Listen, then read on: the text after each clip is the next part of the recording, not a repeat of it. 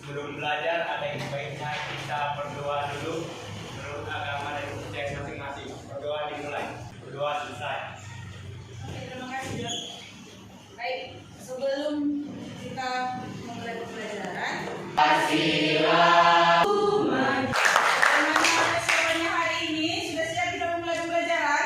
Bagus. Hari ini kita lanjutkan ke bagian selanjutnya untuk menulis puisi.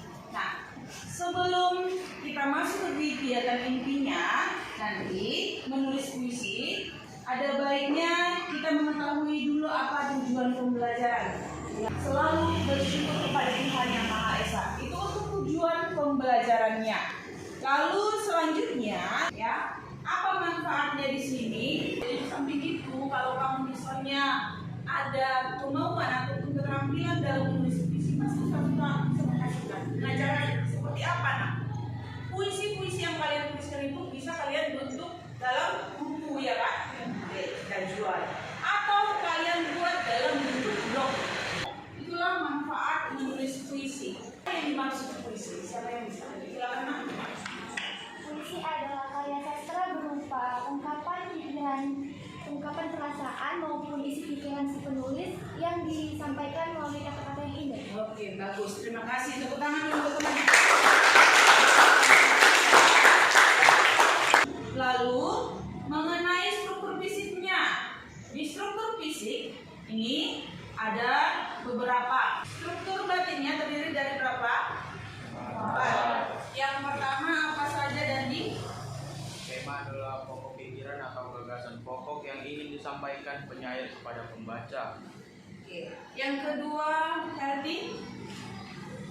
Rasa adalah sikap yang diciptakan penyair dalam membuat puisi. Oke, yang ketiga, Felicity? Nada merupakan sikap penyair terhadap pembaca. Oke, yang keempat, Krishna? Amanat adalah maksud atau pesan yang bisa diungkapkan penyair kepada pembaca. Dari kata-kata yang saya buat di judulnya itu, saya kembangkan menjadi satu puisi. Tidak dibatasi misalnya berapa bait. Awalnya itu dari huruf S-nya. Dasarnya itu dari nama itu. Itulah yang disebut dengan puisi akrostik. Jenis-jenis akrostiknya. Jenis-jenis akrostik kalau tadi intinya itu vertikal, baik itu ke bawah maupun ke atas, ini sama penerapannya. Yang pertama dia jenisnya akrostikata. Akrostikata, lihat perhatikan yang dalam bukunya. Kalau dikatakan akrostikata berarti bagaimana? Siapa yang bisa mengerti? Yes, Akrostikata hanya membentuk suatu kata. hanya membentuk satu. Yang mana? Siapa yang bisa menandai? Yang dinamakan dengan double akrostikata.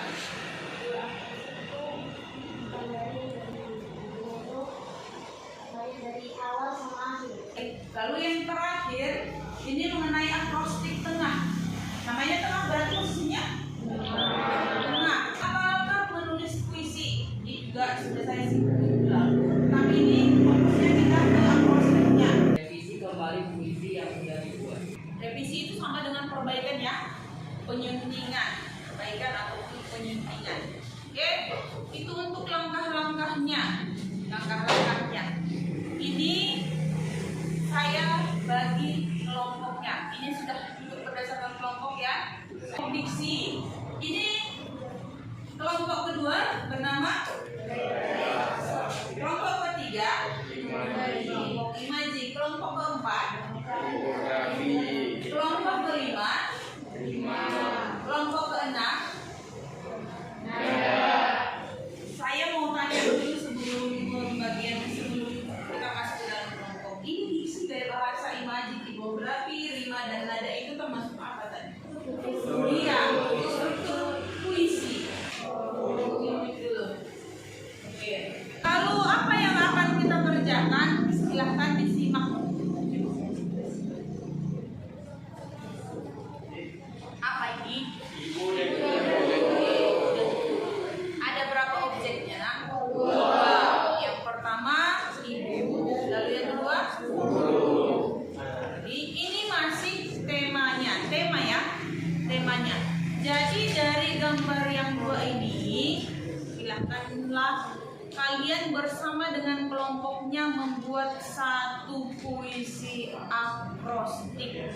Karton yang sudah tersedia itu kalian buat. Tidak saya batasi untuk jumlah baitnya. Yang penting tetap diperhatikan unsur-unsurnya tadi. Supaya harus ada struktur batinnya, struktur fisiknya. Akrostiknya bebas ya. Jadi kalian sepakati dengan kelompoknya yang mana? Dan salah satu objek ini. Nah,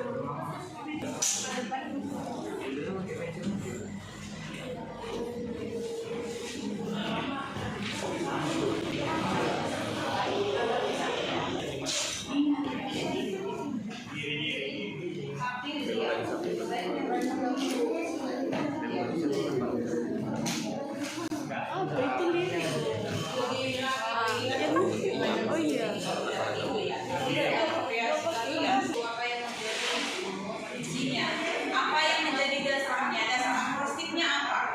Akrostik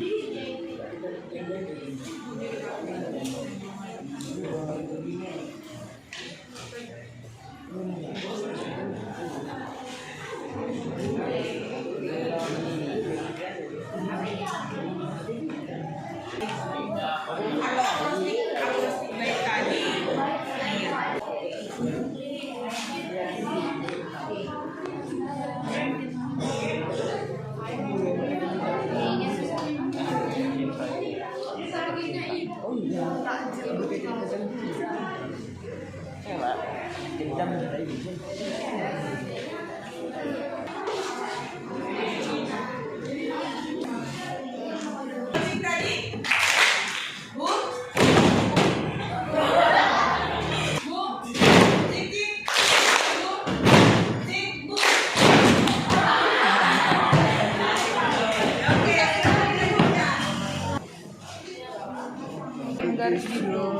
Oh ya udah dibawa nggak apa-apa, nggak apa-apa.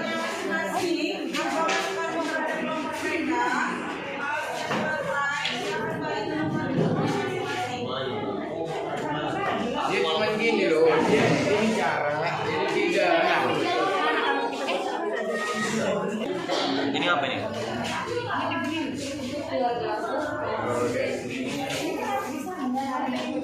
Ininya kurang rapi. Masa kayak guntal dibandingkan sama ini lebih rapi. Tidak lurus. Iya, gitu. tidak lurus.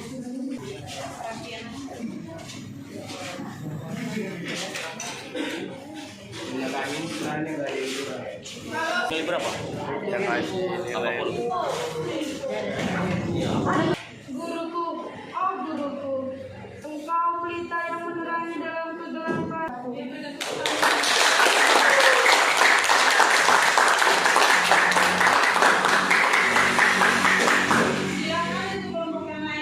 Perkenalkan, nama saya Eskil Romel Panjaitan.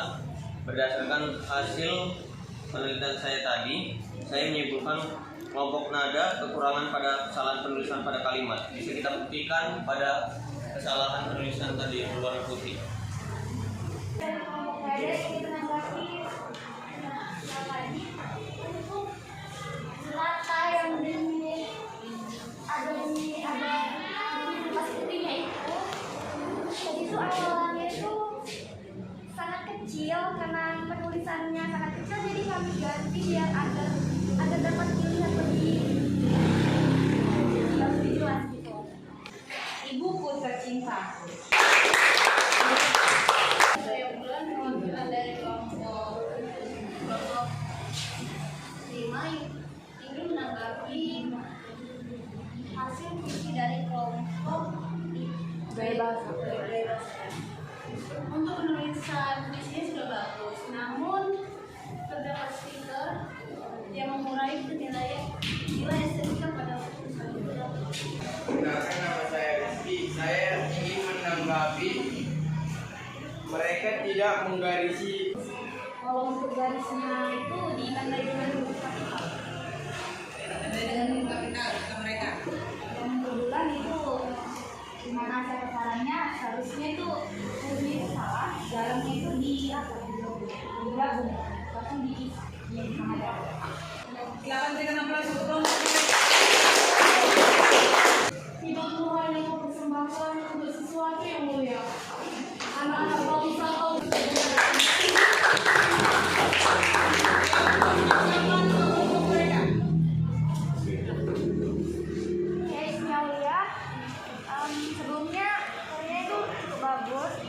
bagus. Tapi untuk cara bacanya itu harap menangkap ke penonton, maksudnya ke para kita semua, jangan membelakangi kelompok mereka. Dan nada bacanya juga kurang asik. Ada lagi. Saya berubah. Saya rasa tulisan pada karton mereka terlalu kecil, apalagi ini akan dipajang di depan kelas. Jadi saya rasa saran saya tulisannya boleh dibesarkan sedikit lagi. Menjadi ibu sabar dan kuat untuk keluargaku kelak.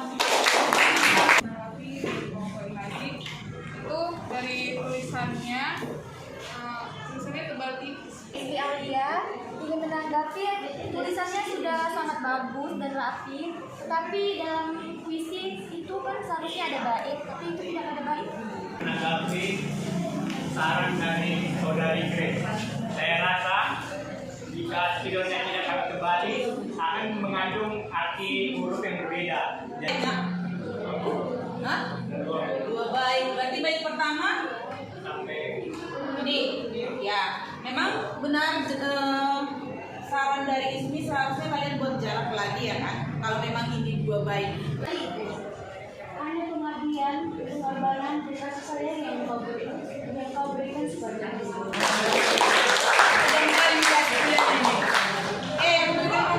Kelompok 5, tata letak penulisannya kurang rapi. Nada suaranya itu terlalu pelan.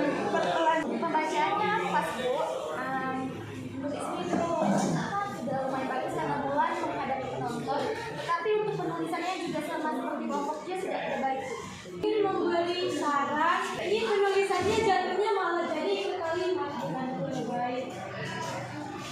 Ya, tidak jelas arah puisi akrostinya dan terlalu banyak tanda koma sehingga tidak bisa dibaca sebagai puisi.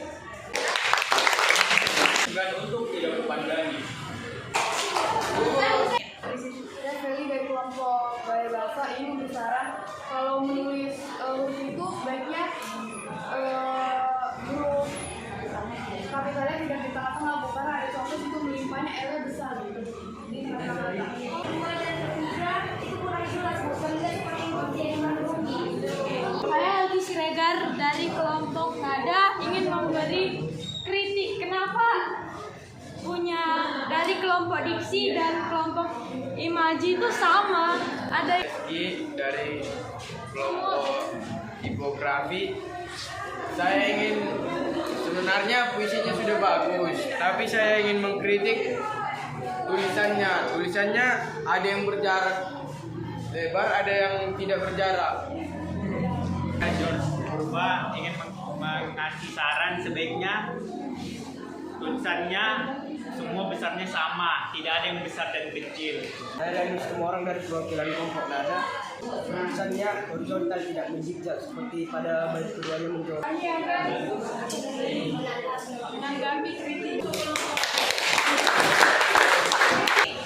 Kita tarik kesimpulannya. Tadi kita sudah mempelajari tentang puisi yang terdiri dari berapa tadi strukturnya? 2 saja. Sudah? Bagaimana pembelajarannya hari ini? Demikianlah pembelajaran kita hari ini untuk menulis puisi. Kiranya bisa kamu terapkan nanti baik itu secara individual maupun kelompok ya.